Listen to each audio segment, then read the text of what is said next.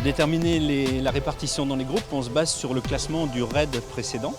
Et puis en fonction des résultats de ce raid, on met le premier dans un groupe, en l'occurrence le jaune, le deuxième et le troisième dans le groupe bleu, le quatrième et le cinquième dans le groupe jaune, sixième, septième bleu, etc. Ce qui fait que les groupes sont quasi jamais les mêmes sur les courses en stade nautique. Si on se basait sur le classement général, plus le tour avance, plus il est figé et on se retrouverait avec les mêmes bateaux dans chaque groupe à chaque fois. Donc le classement du tour, c'est un classement par journée de course. Il y a donc 7 actes, il y a 15 journées de course. Chaque journée donne un classement et le premier a 50 points, le deuxième 49, le troisième 48, etc. L'addition de ces journées de course donne le classement général. Oh, la figure de style au passage de la ligne d'arrivée pour Bejaflor, vainqueur de ce raid côtier. Si on prend le cas d'un raid côtier, le classement, c'est le classement du raid en lui-même. Par contre, c'est un petit peu plus compliqué pour les journées en stade nautique, dans le sens où les 4 premiers de chaque groupe vont en finale et vont se disputer les places de 1er à 8e. Le vainqueur de la finale a 50 points, le deuxième a 49, le troisième 48, etc.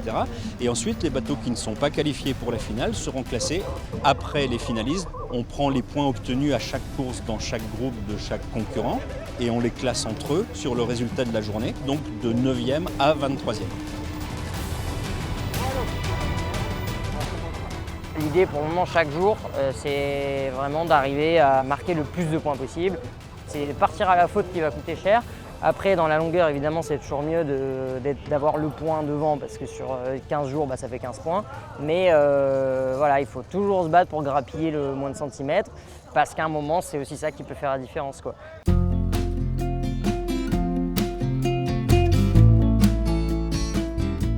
Jusqu'à samedi, chaque journée sur le tour, c'est toujours la même chose. 50 points sont mis en jeu. Dimanche, ce sera complètement différent. Il y aura 100 points pour le vainqueur, 98 pour le second, etc. Les points seront doublés. Ça veut dire qu'il y aura énormément de choses à gagner, plus que d'habitude, et énormément de choses à perdre, plus que d'habitude, globalement, pour pouvoir gagner le tour avant cette super finale. Ça veut dire que le leader devra avoir 21 points d'avance samedi soir. Autrement, tout se jouera sur cette course.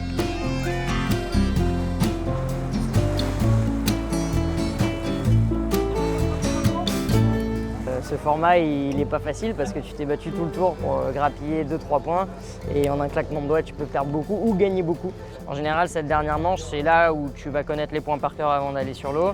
Tu connais les scénarios, il faut mettre 2 bateaux entre lui et nous, il faut mettre ça et ça. C'est vraiment cette dernière manche qui peut être décisive et dure, quoi.